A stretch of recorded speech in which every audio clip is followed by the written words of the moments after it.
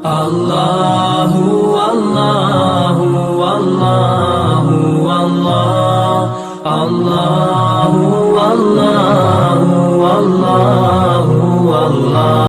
رب اشرح لی صدری ویسر لی امری واحلل عقدۃ من لسانی یفقہوا قولی اعوذ باللہ من الشیطان الرجیم بسم اللہ الرحمن الرحیم ومن الناس من یعجبک قولہ فی الحیاۃ الدنیا، اور بعض آدمی وہ ہے کہ پسند آتی ہے تجھ کو اس کی بات دنیا کی زندگانی کے کاموں میں، ویشہد اللہ علی ما فی قلبہ وہو ألد الخصام، اور گواہ کرتا ہے اللہ کو اپنے دل کی بات پر اور وہ سخت جھگڑالو ہے، وَإِذَا تَوَلَّىٰ سَعَىٰ فِي الْأَرْضِ لِيُفْسِدَ فِيهَا، اور جب پھرے تیرے پاس سے تو دوڑتا پھرے ملک میں تاکہ اس میں خرابی ڈالے، وَيُهْلِكَ الْحَرْثَ وَالنَّسْلَ، اور تباہ کرے کھیتیاں اور جانیں، وَاللَّهُ لَا يُحِبُّ الْفَسَادَ، اور اللہ ناپسند کرتا ہے فساد کو، وَإِذَا قِيلَ لَهُ اتَّقِ اللَّهَ أَخَذَتْهُ الْعِزَّةُ، اور جب اس سے کہا جائے کہ اللہ سے ڈرو تو آمادہ کرے اس کو اس کا غرور بالاسم گناہ پر، فحسبہ جہنم، سو کافی ہے اس کو دوزخ، وَلَبِئْسَ الْمِہَادُ، اور وہ بے شک برا ٹھکانہ ہے، وَمِنَ النَّاسِ مَن يَشْرِي نَفْسَهُ ابْتِغَاءَ مَرْضَاتِ اللَّهِ، اور لوگوں میں ایک شخص وہ ہے کہ بیچتا ہے اپنی جان کو اللہ کی رضا جوئی میں، وَاللَّهُ رَءُوفٌ بِالْعِبَادِ، اور اللہ نہایت مہربان ہے اپنے بندوں پر۔ ربط آیات۔ اوپر کی آیتوں میں مانگنے والے آدمیوں کی دو قسمیں ٹھہرائی تھیں، ایک کافر کے منکر آخرت ہے اس لیے صرف دنیا مانگتا ہے، دوسرا مومن کے متعقد آخرت ہے، دنیا کی بھلائی کے ساتھ آخرت کی بھلائی بھی مانگتا ہے۔ اب اگلی آیت میں اسی کی طرح کی تقسیم نفاق و اخلاص کے اعتبار سے فرماتے ہیں کہ بعض منافق ہوتے ہیں اور بعض مخلصین۔ خلاصہ تفسیر۔ کوئی شخص تھا احنس بن شریق، بڑا فصیح و بلیغ، وہ حضور صلی اللہ علیہ وسلم کی خدمت میں آ کر قسمیں کھا کھا کر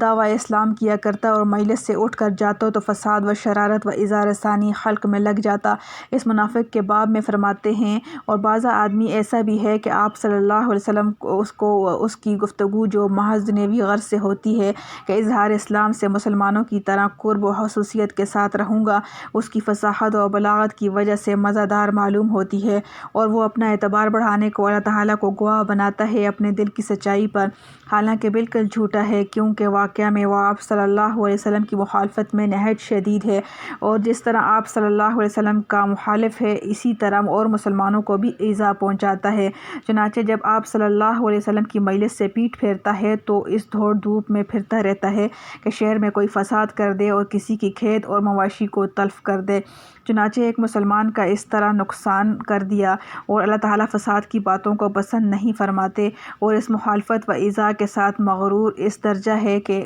جب اس سے کوئی کہتا ہے کہ خدا سے ڈرو تو وہ اور زیادہ آمادہ کر دیتا ہے اس کو غرور گناہ پر، سو ایسے شخص کی کافی سزا ہے جہنم اور وہ برا ٹھکانہ ہے۔ اور بعض آدمی ایسے بھی ہیں کہ اللہ تعالیٰ کی رضا جوئی کے بدلہ میں اپنی جان تک بیچ ڈالتے ہیں، اور اللہ تعالیٰ ایسے بندوں کے حال پر نہایت مہربان ہے۔ معارف و مسائل۔ آیت کا آخری حصہ میں جس میں مومن و مخلص کا یہ حال بیان کیا ہے کہ وہ اللہ تعالیٰ کی رضا حاصل کرنے کے لیے اپنی جان کی بھی بازی لگا دیتا ہے، یہ ان مخلص صحابہ کرام کی شان میں نازل ہوئی ہے جنہوں نے بے مثال قربانیاں اللہ کی راہ میں پیش کی ہیں۔ مستدرک حاکم، ابن جریر، مسند احمد، ابی حاتم وغیرہ میں بسند صحیح منقول ہے کہ یہ آیت حضرت صہیب رومی رضی اللہ تعالیٰ عنہ کے اس واقعہ میں نازل ہوئی ہے کہ جب وہ مکہ سے ہجرت کر کے مدینہ کے لیے روانہ ہوئے تو راستہ میں کفار قریش کی ایک جماعت نے راستہ روک لیا۔ یہ دیکھ کر حضرت صہیب رومی اپنے سواری سے اتر کر کھڑے ہو گئے اور ان کے ترکش میں جتنے تیر تھے سب نکال لیے، اور قریش کی اس جماعت سے خطاب کیا کہ ایک قبیلہ قریش، تم سب جانتے ہو کہ میں تیر اندازی میں تم سب سے زیادہ ماہر ہوں، میرا تیر کبھی خطا نہیں کرتا، اور اب میں اللہ کی قسم کھاتا ہوں کہ میرے پاس اس وقت تک نہ پہنچ سکو گے جب تک میرے ترکش میں ایک تیر بھی باقی ہے، اور تیروں کے بعد میں تلوار سے کام لوں گا جب تک مجھ میں دم رہے گا، پھر جو تم چاہو کر لینا، اور اگر تم نفع کا سودا چاہتے ہو تو میں تمہیں اپنے مال کا پتہ دیتا ہوں جو مکہ مکرمہ میں رکھا ہے، تم وہ مال لے لو اور اب میرا راستہ چھوڑ دو۔ اس پر قریش کی جماعت راضی ہو گئی، اور حضرت صہیب رومی رضی اللہ تعالیٰ عنہ نے صحیح سالم حضرت صلی اللہ علیہ وسلم کی خدمت میں پہنچ کر واقعہ سنایا تو رسول اللہ صلی اللہ علیہ وسلم نے 2 مرتبہ فرمایا، ربح البیع ابا یحییٰ، ربح البیع ابا یحییٰ، تمہارا بیوپار نفع بخش رہا، تمہاری بے نفع بخش رہی۔ اسی واقعہ میں آیت مذکورہ کے نزول نے اس کلام کی تصدیق کر دی جو رسول اللہ صلی اللہ علیہ وسلم کی زبان مبارک سے نکلا تھا، اور بعض حضرات مفسرین نے کچھ دوسرے صحابہ کرام کے ایسے ہی واقعات کو آیت کا شان نزول بتلایا ہے۔ مظہری: الحمدللہ حمداً کثیراً طیباً مبارکاً فیہ کما یحب ربنا ویرضی۔ ربنا ظلمنا انفسنا وان لم تغفر لنا وترحمنا لنکونن من الخاسرین۔ یا حی یا قیوم برحمتک استغیث۔